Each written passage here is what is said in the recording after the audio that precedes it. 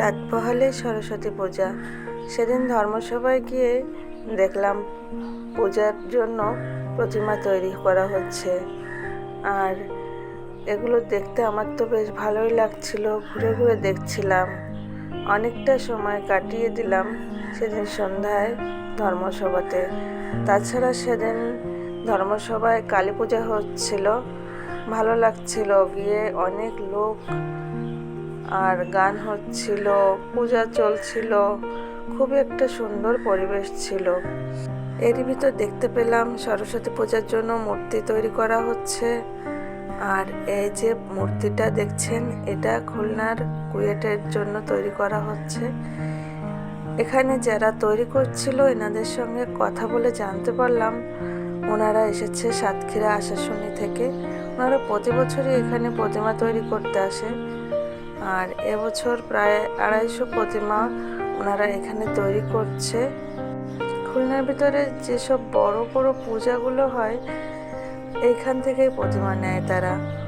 খেয়াল করলে দেখা যাবে এখানের প্রতিমার সবগুলোতে ভিন্নতা আছে, একই রকমের কোনো প্রতিমা নেই।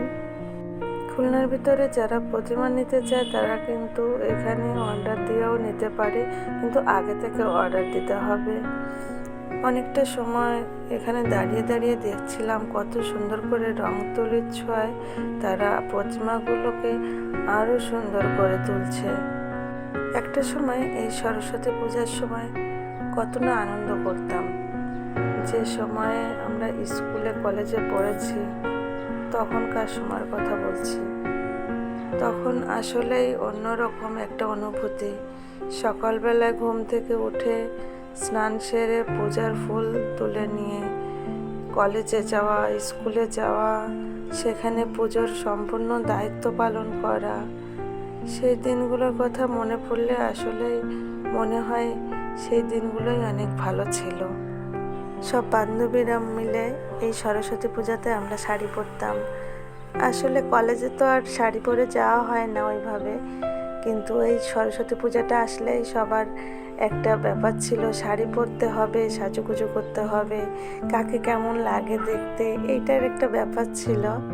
পূজা এলেই তো সবসময়ই ভালো লাগে। তবে কলেজে যখন পড়তাম তখন পূজার যে দায়িত্বটা নিজের হাতে পালন করেছিলাম ওইটাই ছিল আমার জীবনের বেস্ট পূজা। আসলে নিজের হাতে সব কিছু জোগাড় করার আলাদা একটা আনন্দ। যাই হোক, কথা বলতে বলতে একদম ভিডিও শেষ পর্যায়ে চলে এলাম। এবারের পূজাটা সবার অনেক অনেক ভালো কাটুক সবাইকে। আবারও অনেক অনেক ধন্যবাদ।